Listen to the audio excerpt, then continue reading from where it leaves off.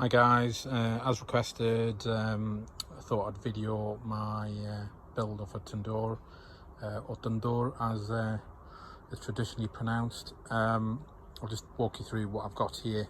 So start on the left. So first and foremost, angle grinder, brand new blade on it. I'll be utilising that to cut the terracotta pots. I'll need a drill to drill some holes for some ventilation, which you'll see later on.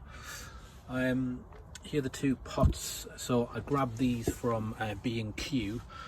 This one was 14 quid, this one was a tenner. So they are just about same diameter. Now the difference between the two is this one's going to go at the bottom because you've got a little bit of a lip here. So if you imagine, the coal's going to be down here, and the skewers will come in from the top and will align up on here, so they're not directly above the coal, therefore burning your food. So this is a whitewashed one, hence the different shades of colours, whereas this one's a bit smoother. Now this one's going to go over the top of that one, and this will be great for cooking naans because the inside is smoother, whereas this one is quite rough. So hopefully you should get a good result. Tape measure, pencil. We've then got some terracotta feet, which you'll see what I use those for later on. They come in a pack of 3. A plate. I'm going to use the plate which will go in here on top of the feet, and the charcoal will sit on there rather than sitting on the base of the pot, which may risk it cracking in due course. And if it does crack in the future, well, I can just replace the plate. It was only a few quid. Over here I've got some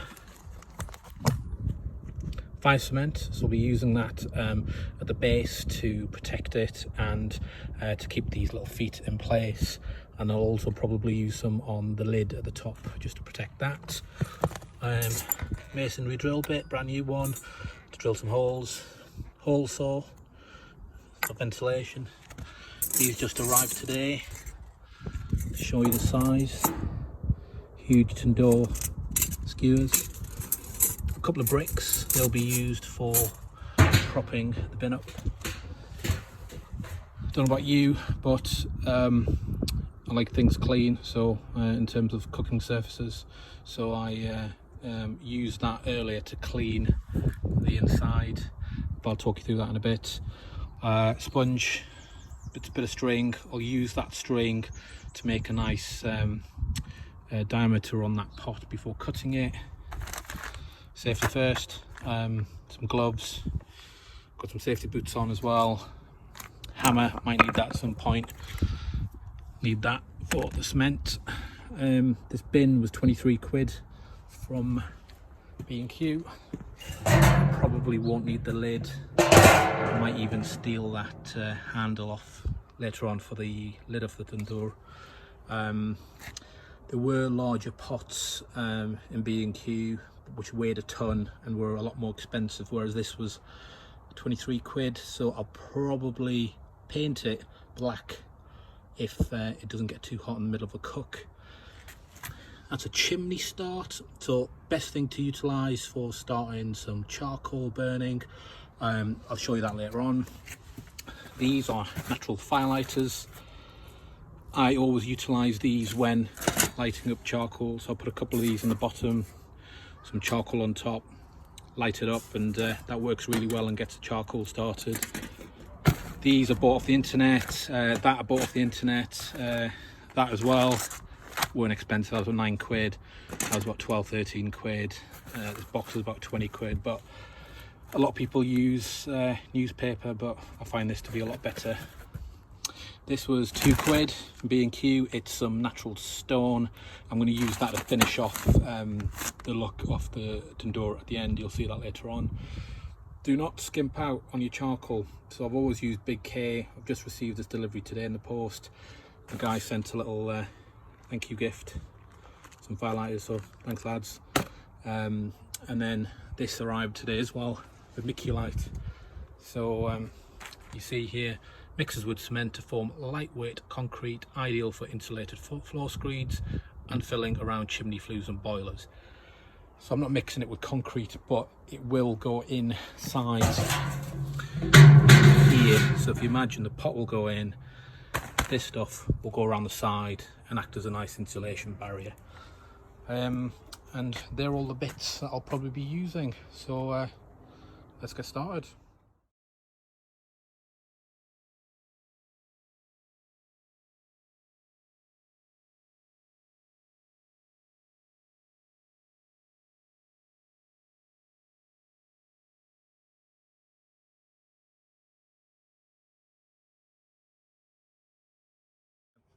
First things first, the pots, as I said earlier, bought from B&Q.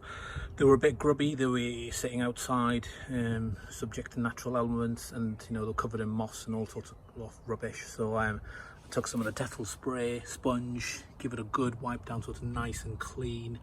I cleaned this top one more than the bottom one because obviously this is predominantly going to have charcoal in at the bottom, whereas this will have the naans in the top. So I made it nice and clean. Now you've got to be really careful here, guys. They absorb the water quite a lot, so it takes a while to dry out. Luckily it's a really hot day today, so it's probably about 20 degrees, so I washed them and cleaned them earlier. This one's just about dry, this one's nearly dry, but by the time I hopefully finish, they'll be completely dried out. You should never ever you know, wet your tandoor and then try and light it up. You'll probably cause it to crack. Now this is the first time I've ever built a tandoor. I am absolutely no expert, but done a bit of reading before I started. Another thing I read earlier was before cooking you should use some salt water and let that dry before using that. Apparently that's good for making sure your naans stick to that, so we'll try that. So first things first, I need to get that in there.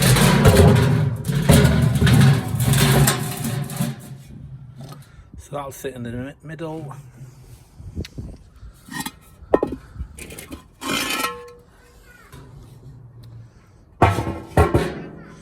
That'll sit on the top like that, and then I'm going to measure the top to work out where I need to cut it. So I'll do that. I measured horizontally where the equivalent to the rim would be, which is here. Now a mistake would have been to cut it here, because if you imagine the Insulating is going to be in there, and if it's to the level of the lip, then it's going to fall into your cooking. So what I've decided to do is cut it higher here, which is exactly 2 inches from the top. So I'm going to get the angle grinder out. I'm going to make a line all the way around here, and then I'm going to get the hole saw out, and I'll also drill bottom of the bin for airflow. I'll do the bottom of the bottom pot as well, and of course the plate that'll house the lumpwood charcoal. One thing I didn't say earlier was don't use instant light charcoal. It's covered in fuel, paraffin, whatever, and doesn't last very long, and do recommend getting that decent stuff. I bought it from their website, and yeah, they did a good job. Put the little bit of masking tape on there and drawn a little bit of a circle so I know where to cut. So I'll just get a tape measure and just check that it's consistent throughout, because it is a little bit fiddly. It's not going to be exact, but it should suffice. Once it's been cut, it'll probably be a bit jagged, so I'll probably have to just smooth it off at the end, maybe with some sandpaper, or I'll try the angle grinder. The hole saw onto the drill. I've put the tray back upside down and just marked the middle part. I've done a line where that needs cutting, and then the bottom terracotta pot, likewise I need to make that hole bigger, and then I'm going to probably put some smaller holes in as well and try and marry it up against that. So time to do some couple of issues. Schoolboy error when I was cutting, didn't secure that properly, so I had a little bit of a slip, didn't cut it in the middle, bit of a pain on the backside, so I'll have to do lots of little holes instead now. Never mind.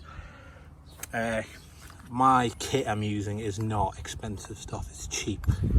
As a result, it struggled with this, so I made a few holes with the drill and used the angle grinder and made myself a nice little hole.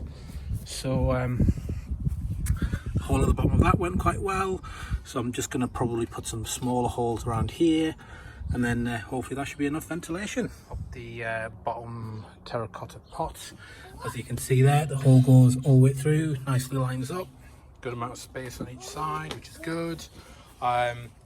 Not overly happy about this. I might get another one, but we'll see how I get on. So I'll put a number of holes in there. I'm not sure if it's enough, but we'll see how we get on. Next, I'm going to put the little feet in there with the cement. The cement cures when there's heat applied to it, as per the instructions. So yeah, heat resistant to 1200 degrees Fahrenheit, so that's good enough. Fire cement at the bottom and put my feet on there. I also put a little bit of cement on this because when I did drill the holes earlier, it did damage the surface a little bit, so I thought why not, I had plenty left over, so did that. So basically that'll go in there like that. Obviously hole at the bottom, this is raised, so hopefully should be enough airflow. However, one thing I didn't think of is position like that. That hole and that hole is blocked by the feet, so something to watch out for, guys. So I might actually add another hole in there and maybe another hole in there just to make sure there's enough airflow, but I'll leave that for now. It doesn't cure until it heats up, but the cement will dry in the air, particularly with today being a hot day. So next I'm gonna tackle angle grinding off this. Angle grinding, silly idea. I don't have any pants on, silly idea. So if you're going to do it, make sure you've got some pants on, because you've got bits of flying pot everywhere. Smells quite badly when doing it, so make sure you've got a dust mask on, and obviously make sure you've got safety goggles on. But it's getting there quite nicely, so I'll just finish off. What I did, guys, I did a light scoring all the way around, and then now going back into it and made my first cut through. I'm doing all of this stuff on the grass, getting bits of grass everywhere, so wouldn't recommend it, but if it's a safest area, you've got them, happy days. So the disc has sort of disintegrated. I think I applied a little bit too much pressure and it snapped. Luckily I put a spare. I haven't made much progress all the way through, but it's quite heavily scored on the inside, so hopefully with the new disc I should be able to get in nice and dandy. So nearly used another blade again, but halfway down, and managed to finally get it off. A bit rough around the edges, so I'll have to just clean that off, but we have a lid. Happy days. I've taken the angle grinder and I've just gone around the edges. You can see on the lip around here, so it's nice and smooth, so no risk of cutting yourself on it. So yeah, nice and smooth on the edges. I'd recommend you do that, and I'll do the same to the top, just to make sure it's all safe. But yeah, very mucky, very dusty, so pre-warned. That's the top edged off as well. Just another thing, guys, this video was recorded in May 2020, in the middle of the coronavirus pandemic, and I know I just showed you a picture of my hand. You should really be wearing gloves and appropriate personal protection equipment. Unfortunately, it's all sold out, and Screwfix, and Screwfix is where I got the fire cement from, and the grinder, and the reserved all stock for NHS. So unfortunately I couldn't get any. Not really a good excuse, but hey, I wouldn't recommend doing it without the appropriate safety stuff. So that's all the cutting done. I'm going to now assemble. I'm going to put the bin on top of the 2 bricks. I'm going to put the bottom bit in, put the top bit in. I'm going to use fire cement to seal the 2 units, That's going to be a little bit fiddly. And then we're going to take the this stuff over here and fill it all in, and then we should hopefully have some good progress. So that's it on the bricks. Good amount of space around the side. There's the hole. See right through to the floor, so hopefully that should be enough air. If it's not, worst case scenario, I'm gonna have to take it apart again and drill some more holes, but I'm not gonna know till later on. So I'm gonna put the top on now and then seal it. So guys, put a bit of sealant, fire cement on the upper pot. So when I put it on the other one, it sealed quite nicely. Now, one thing I forgot to say at the beginning is, I don't know if you noticed, but the thicknesses of these pots are different, and that was another reason why I got two different kinds, because you'll see later when I put this on top of the other one, remember right at the beginning on the bottom pot there was a nice ridge at the bottom to put your skewers on. By having slightly different sized pots, some people put oversized pots on, but I found a good synergy with these pots. I'll have another ridge, so then I'll have another layer of skewers. So let's say I've got something that's a bit more tender that I don't want as close to the charcoal, I can use that ridge. But I'll let me pop this on and I'll show you that in a second.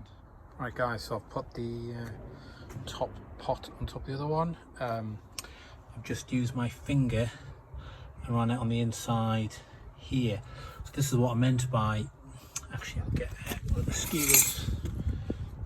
So I've got a ridge down there, so the skewer will sit quite nicely, and then I've got a ridge there, so that sits higher, so that works quite nicely.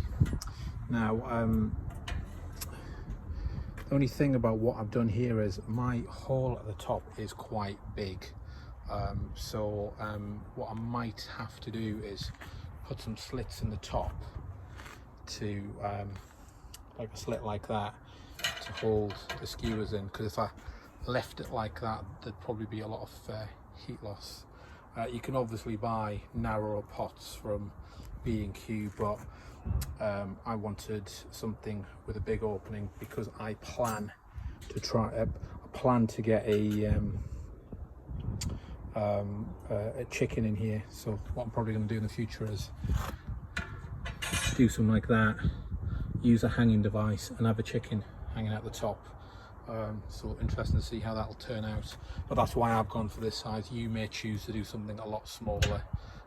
There is obviously lots of room in the bin to do however you need to. So that's the bulk of it. So I'm going to put the Insulating all the way around the sides. Obviously it's pretty sturdy. It could be better. Now, see these feet I put in? You could buy more of them and wedge them. But to be fair, mine's going to be pretty static. I'm not planning on moving it, so maybe next. So that's my main barbecue. That's a Weber 57. Might move it to next to there. So the Insulating next, and then we are on the last legs to get finished. Packed it full of vermiculite. The stuff's really soft and light. This was a 100 litre bag, 100 litre bag, and it was full about up here down to there. It's just under half maybe. Gives you a flavour for how much you need. I only bought such a big bag because I could get it on next day delivery. There were smaller bags available online. I couldn't find any in B&Q. I ordered it from a company, I can't remember what their name was, just googled it. You can get perlite, which I believe is very similar to this stuff, but I believe it's white in colour. So what I'm going to do next is I'm going to take these stones that I bought, put them on the top, and they'll keep this held down because they've been very soft. They can blow away and hopefully make it look a bit more presentable. But you can see the height is quite good because you don't want to get that too low. Imagine if it was lower, this stuff might fall into your cook, which obviously you don't want. So put the stove on. So it's good. Looks a lot better than just having the other stuff on. Yeah, almost done. So it's recommended that with them being, well, new pots, to just burn some kindling and maybe a couple of bits of coal. So what I'll do is I will show you what I do to using my chimney starter. We will put it on the bowl over there next to the screwdriver and we'll give it a whirl, see what happens. So I've put a little bit of charcoal in underneath is the wood wool firelighters. I probably only need one. Usually I use 2 or 3 when I've got a full basket of coal. So again, this is a chimney starter. Highly recommend. You could, in theory, just put those firelighters in there at the bottom on the grate. But damn to yourself, I prefer to have a look so I know what's going on here. This is brilliant. This is a butane, classed as a cigar lighter, I think, but does the trick. So I'm just going to,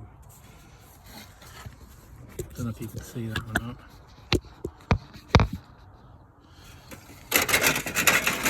So underneath, it's going to light the firelighters. There you go. So they're nicely lit. So usually takes about 15-20 minutes to get going, and then we'll transfer that into there, onto that plate. I've got a little bit of wood to put on top there as well. I've also got a temperature gauge I'm going to put in there just to see how we get on with the temperature. I'm just doing a little bit because I don't want the temperature to be too high. This should have dried from when I washed it this morning, but just in case it isn't, I'm just doing only a couple of bits of charcoal. So we'll pop that in and see how we get on. Fortunately, it started a bit raining a little bit, which actually reminds me, once this is finished, I'm going to get a barbecue cover for it. I've got actually one for my Weber over here, so something like that to put on top to stop water getting in. I've got a very old temperature probe here, so it's 52 degrees, started at about 30, and just got a handful of coals that I transferred from earlier, just in there, nicely burning at the bottom, which is good. Must mean air circulation is okay, I think. So that's crept up slowly from 30 to 52 in probably 5-6 minutes. I'm going to throw on some wood in a bit to increase that temperature a little bit. Notice how the temperature's dropped down a little bit since I took the lid off. All good.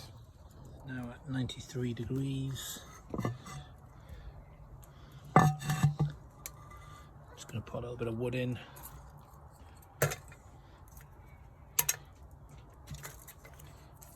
Should really put the other glove on and I could place it better, but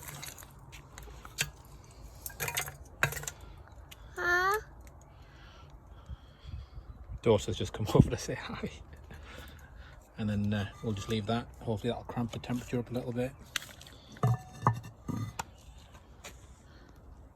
2 hours now. I literally had 3 little bits of charcoal. I just opened it, put a little bit more wood in there. It says 121 degrees, but it was running at 135 for nearly 2 hours on 3 tiny bits of charcoal, which is absolutely fantastic. So just goes to show the oven is working. So I'm going to let this continue for as long as it takes until it burns out, and then it should be ready for a cook tomorrow. What I will do tomorrow is I will, or rather later tonight, it depends when it cools down, I will wash the inside at the top with a salt and water solution I think I read online it was either 50 or 5, I think it was 500 grams to a litre water, which is quite a lot of salt. And then I'll do that at the top, and apparently that's good for naans. And then I'm going to marinate some chicken. I've got to the supermarket tonight, get some chicken, do some marination on the chicken, and I'll get them on the big skewers, and we'll do a cook tomorrow. So it's the morning after. Last night I used some salt solution, washed the inside off of it, just to get rid of the soot and get it ready for some naans. So I've actually, since yesterday, all I've done is put some fire cement on the inside of the top, just to give it a bit more insulation and protection. I also went to Halfords and got this today, infrared thermometer. So this is my barbecue thermometer that I normally use. I've got two of them. I've got a spare one. You might have saw it on earlier in the video. One of them slightly melted, but it actually disintegrated one of the probes. One of these on the on my spare one. So this other one's a lot better, because I can point and turn it on, and it'll tell me how hot it is. So I've just put this on earlier, so it's saying it's about 200 degrees on the side of the tandoor. So if I have a look inside, a cheeky peek, see there the charcoal's getting nice and white. You want it all to be white before you start cooking. You can see the inside's a lot cleaner than yesterday as well. So I'm just gonna put that lid on a little bit of hole, let it breathe. Got some dough resting here for some naans later on, and I prepared some skewers, which I'll show you. These are the skewers I prepared. So I've got 3 lots of tandoori chicken, and I've got a Mediterranean style. All of this marinated overnight. These skewers I bought off eBay. They came next day. I paid an extra £5 for delivery. And notice what I've done at the end. I put a little potato covered in foil, because I'll eat those potatoes as well, and they just stop the meat from falling on when you put it in the tandoor. What I've also done is prepared this, just some peppers. So I'll start with that just as a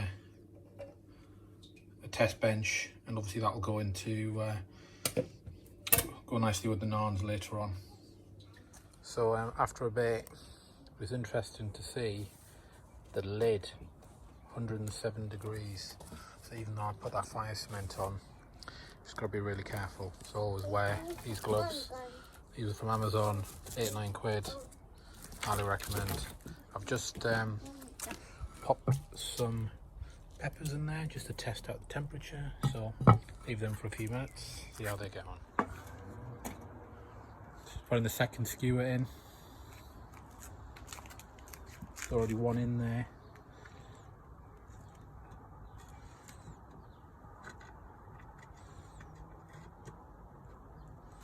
Just have a look in there. Hopefully it'll come out nice in about 10 or so minutes. Got a couple of skewers in. Just have a quick look how they're getting on. The cheeky lamb skewer in there as well, and the chicken's coming across very, very nicely. It's taking longer than I thought, but it's almost there. Internal temperature 64 degrees. You want it at about 74, so it's doing well. Just took 2 out of the tandoor, and perfect.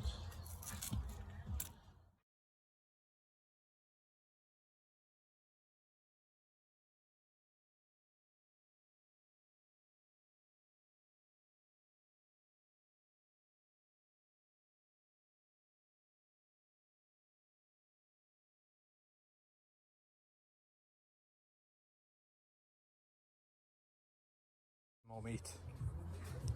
Made this minced lamb, a few spices, coriander, salt.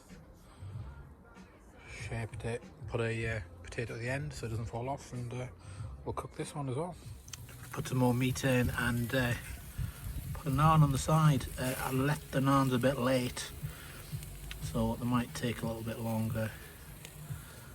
Bubbling quickly.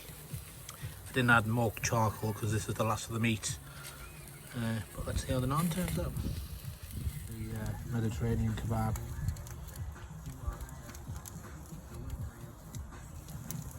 Nearly done. Made this pillow. It's called a goodie. It is effectively a cotton cloth with some filling, and you use this to apply the naan on the inside rather than your hands. It just means you've got an even stick on the inside. The last lot, just put a couple of naans on.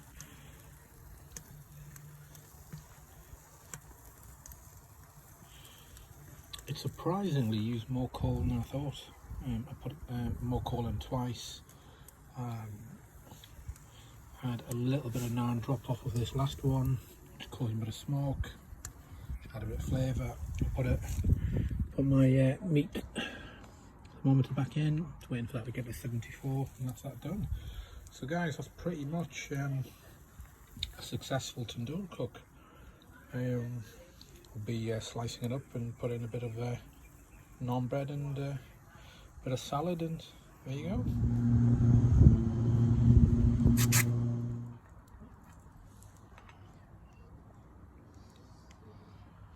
So the tandoor is still running, so I thought, what can I do? So here we go. Got a chicken using a silicone base to get under the skin.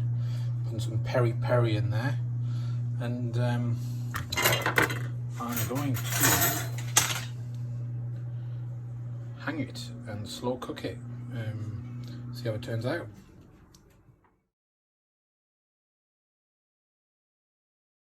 It's peri peri rub, bit of seasoning, paprika, oregano, bit of chili, and a lot of Nando sauce in there.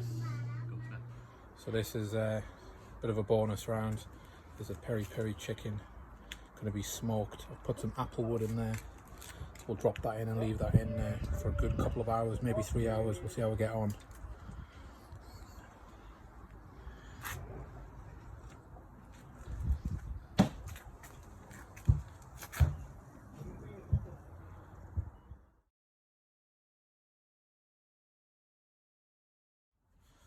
Right, so put that chicken in, marinated in peri, and the internal temperature has now reached 74 degrees. So I'm going to remove it from the tandoor.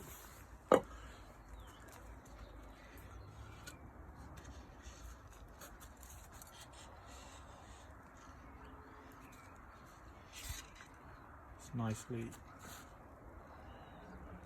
cooked all the way throughout. So I'll wrap that in some foil, and the tandoor is still burning hot. There's about 70-80 degrees in there at the minute, and that concludes the tandoor experience. Hope you enjoyed it, and hopefully you replicate similar things.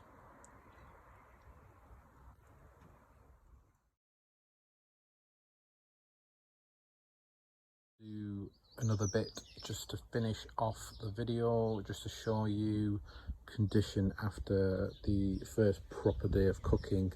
I took the ashtray out, so that served quite well, and I emptied that, so it's pretty straightforward. However, as I said in the video, I had a naan drop, so there's a bit of mess at the bottom to clean up. I last night did a quick salt wash on the inside, so it's looking pretty clean again, so it's ready to go again once I just clean the bottom. So probably need a long brush, or it's cold now obviously, so you could even get your hand in there just to clean it out. I only did one hole at the bottom in the end. I was intending to do multiple, which I did say at the beginning of the instructional video, but one was plenty, so I don't think it needs any more because it burned quite nicely. On reflection, what would I do differently? I'm definitely going to buy some heat resistant barbecue paint in a spray can. This didn't get that hot, but towards the bottom it was a little bit hot, so normal spray paint won't work. So I'm going to do that and make that black, which will just get rid of the feeling it looks like a bin. The side handles were useful because I was able to stack tools on there. Yeah, so the only real thing I think I would do differently for the next cook is I would definitely burn more charcoal. So initially light it, I put a handful of charcoal on top. Next time I think I'd double the amount of charcoal, because after reading it said the inside of the walls here should be about 300 degrees Celsius before you try putting a naan bread on it. When I was putting my naan breads on, it was about 220, 230. So whilst the naans did cook, they took a while. So yeah, it definitely needs more temperature in there. Apart from that, everything pretty much went to plan, which I'm quite pleased with. Hopefully you like the pictures of the food.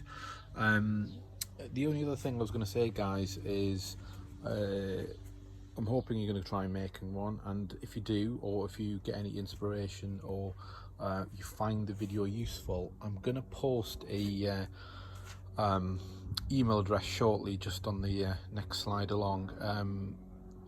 There is a local food charity to my home that specialise in distributing food to homeless people.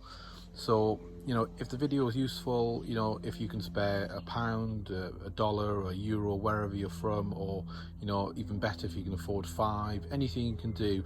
So what I plan to do is, if you do have any spare money, completely optional, I'm not asking for anything if you can't afford it, but if you do have a few quid and you found it useful, please send a PayPal payment, and I will distribute that to the charity that I've supported before.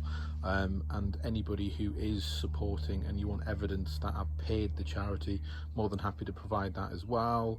But I just thought, well, if this video is useful to people and you've got some value out of it, a very kind donation would be appreciated for the charity, because they do, particularly in these times, as I said earlier in the video, we're going through a pandemic of COVID-19, so they are inundated with requests for food from those who are less fortunate. So if you can, I'll post on the next link, and that concludes the video, guys. If there's any questions, you can also send me an email on the same email address, and I will duly respond.